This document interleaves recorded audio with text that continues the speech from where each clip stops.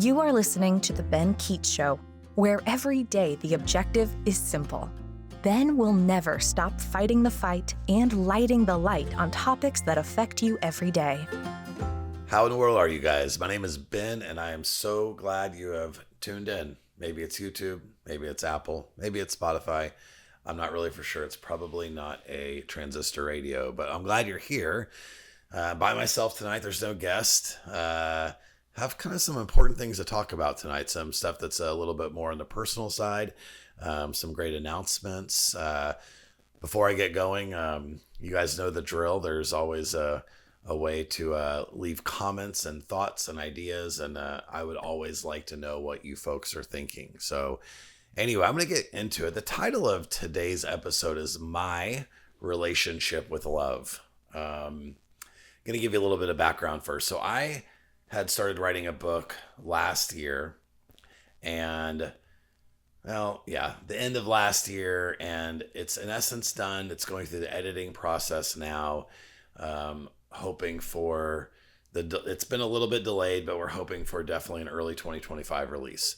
The name of that book is This Book Solves Problems for Men, and it's geared around my life and the life of men and the things that go wrong and how we can make things go better. I was in the middle of a situation, so I met a girl, and before I even get into that, I have had, in the 5.5 years since my divorce, I've probably undoubtedly met my absolute favorite people I've ever known in my life. Dear friends, some of which I've dated, some of which I haven't. But it's been just an adventure in terms of how people tick, meeting people, their lives, their past, how their kids, how different things have come together. The stories I have would last forever. I met a girl at a kind of an interesting time, and this was around May of 2024. And this was a transformational relationship. When I say that, what I mean by that is that this girl and this relationship absolutely blew my mind in a sense of like, this is different. There's something about her, but there's also something about me and the dynamic of this relationship that was something that I would never have wanted to get rid of. So the relationship's going great. Really, really dialed into it. And a series of events kind of took place where, call it a schism, if you will, but where we went our separate directions. We went our separate directions, not wanting to go our separate directions. But as we're going to be looking at in future podcast episodes, so oftentimes things in our past don't always stay in our past, whether it's events in our past, whether it's just the ways that we were treated in our past. It's sometimes it could go all the way back to our childhood, other relationships. And the simple part of this journey is we went our separate directions. Now, for me, from my vantage point, I was hopeful that there would be a reunion. I, at times, was optimistic, at times had little to no hope. And it kind of did a number on me, but not all in a bad way. I had to figure out how to process. I had to figure out how I was going to kind of cope and deal. I met new amazing people. I tried to continue to live my life in the fullest, continue to produce podcast episodes, got more active in a singles group in Kansas City, just meeting people. But honestly, my mind was always on her and the wonder about that. Now, I'm going to pause for 1 second and tell you the name of this episode, My Relationship with Love, is also the name of the second book that I'm writing. So I'm putting that out there so you know, but let me get to some of the more details. So as I go through the process of breaking up, or as now having been broken up, I then had to wrap my mind around how I was going to behave. So I learned a lot about, I've never been in a situation where I felt like I was insecure, not really in control of my emotions, kind of in a weak, vulnerable place. And probably all of us at one time or another finds ourselves in that place where we don't really know how to be strong, how we need to get back on top of ourselves to ultimately think clearly and make the best decisions possible. So out of this, I started really processing something. Now, I love this girl like no other. I've loved lots of people in my life. When you look at my family, when we look at my friends, my children, my ex-wife, just a whole host of people that I have loved. And I started looking at it not from the context of her and I directly, but more in the scope of the 51 years of my life and the ups and downs with that word. That's where I came with my relationship with love, because relationships are beautiful, but they're also ugly. They're trying, they test, they don't make sense. And sometimes everything makes sense. And as I started kind of looking back at my past, I realized I have had some truly interesting experiences in relation to love. And I had reached the pinnacle with her. So I made a decision that part of my coping mechanism in terms of like moving away from her and rebuilding my life as if, there has to be something else. There has to be another side of the story. That the way that I was going to do that was once a day, I was going to write a poem. Now, sometimes I kind of look at them as like songs without music. Maybe there'll be a song someday. As some of you know, I've mentioned in other episodes, I do a lot of writing, not only on books, but songs, poetry, just different things. It's the way that I make sense and process how I may feel about a situation. And that I'm not creative in certain areas, but that's the one area that I feel like I have a little bit of a creative side to me. So I made the decision, and I was going to do this all the way until the end of the year, one a day. And at the end of the day, I would have at least 100, maybe more, depending, because some days I did too. And so I committed to it. I made a list of different topics of what I wanted to talk about. Of course, like my kids, my family, but it wasn't all going to be pretty. And and there's a few that I was really reluctant, like, would I even actually, publish these things? I don't know. I was honestly a little undecided because I was going to get down to the nitty gritty. There's going to be kind of a vulnerable, raw side to some of this stuff, but I wanted to say what I needed to say. And there's just so much to this. And I'm just total tip of the iceberg on some of this stuff. So I started, and it did something for me. It reminded me how important love is. It reminded me that I was going to continue to love people. It reminded me that sometimes love doesn't answer you back in the ways that you want to. And I had to get a couple things down. The first thing I had to go down is I had to remind myself that you have to love without expectations. I couldn't sit here and if I expect, well, because I love you, then I expect you to love me or you to do A, B, and C, then I'm missing something. Nothing needs to come in return. I have the power and the capability of loving people regardless of how it reflects back to me. And I remembered that.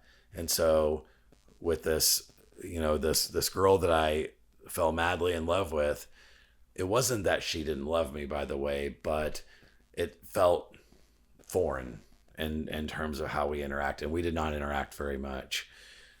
Sometimes we probably interacted too much, but sometimes, you're just wanting that interaction, whether that's a healthy thing or not. So I started writing, and I continue to kind of get these conclusions in these places of letting things go, minimal expectations, still fully the importance of how we treat people, how I look at people. Very thankful, lots of gratitude for the people that have been in my life. And, I never know who watches these things. Maybe there's, 2 people, maybe it's 500 people. You just never know. But, there's people that if you know that I'm talking about you because we've had our shared history, we've had these experiences, and it's the best part of my life, outside of the situations with my children, of course. So Anyway, moving forward, in processing, we had, there was a decision that was basically made that we were definitely like, no more communication. We're going our separate ways. And so then I needed to navigate that. At that point, I stopped writing. There was a part of me that was hopeful that there would be a reunion, that there was going to be a reconciliation. It was so natural.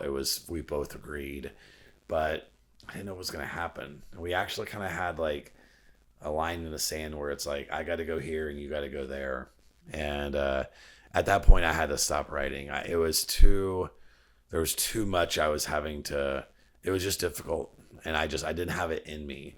And those of you that write or have any type of creative expression, that comes from certain places inside of you that are, maybe it's vulnerable, it's soft, you just are in that mode. But when you're not in the mode, you're not in the mode, and maybe you're pissed. It's just simply not going to happen. So I maneuvered forward through my life and, handled things the best that I could. And then she reached out. I'm like, wait a second here. You're not supposed to be. I thought we weren't like, and I was happy, but I was like, some of the things she said, I was just honestly just rolled my eyes. I was like, okay, what's this all about? But she reached out. I had to look at that as a positive. I was like, I am not reaching out. I was like, had some brief moments, some talks, but that was that. And then the next day she did. And the next day she did. And the next day she did. And you gotta understand, we haven't reached out this much, and she's being funny and she's light, and there's something different about what's going on. But I'm like, not getting my hopes up, not getting my hopes up, not getting my hopes up. And all the way to kind of a pinnacle of the situation where, maybe the story wouldn't be as good, but to where there was a complete and full reconciliation. If that's the right word for it. I don't know if it was a reconciliation, but it was, we came back to each other in a place that was honestly probably better than it had ever even been in the first place, which still kind of blows my mind a little bit. When I think about that, and of course, Cloud Nine, and it's literally, the best thing that's, again, outside of kids, it kind of goes without saying, the best thing that's ever happened to me. When I think about that, and I think about this book, and I think about putting things on paper, I shared all of this to say that not just love isn't unique to me. Love is we all have these experiences. We have people in our lives that have passed. We have, whether that's our grandparents or somebody super close to us. And I'll never forget when I was 12 years old, I went to a camp. And then when I was at the camp, my mom sent me a letter in the mail that I received at the camp. And I had saved that letter. After my mom had died when I was 16, I had that letter, and it wasn't that there was something miraculous in the letter. It was just that it was her words. It was her handwriting. It was her writing something to me. And I'm always reminded the power of the written word. The power, I've talked to you guys about birthday letters, about writing letters to your children every single birthday. Do it every year. If you've never done it before, start now. You're like old and your kids are like 35, then you do it. No matter what. The importance of writing letters and putting things down on paper. I had made a decision that my experiences with this girl, whether we ever got back together or not, were important enough for me to document my experience. And it's a challenge to you guys. There's so many times I talk to people. It's shocking at times. The people that I talk to the people that they love or the people that love them make so little effort to show. We fall in love, we get married, you invite 200 people to the wedding. It's supposed to be this thing, and literally people simply don't show up. And one of the ways that I think is the most powerful way to show up for something, for someone that you care about, for someone you love, is tell them on paper. Let them have that document that's tangible, that they keep, that they can have forever. When I started dating this girl, her and I both did this really cool thing where we bought a journal, and we rotated the journal back and forth roughly like every other week. And whatever she was going to put in the journal was great.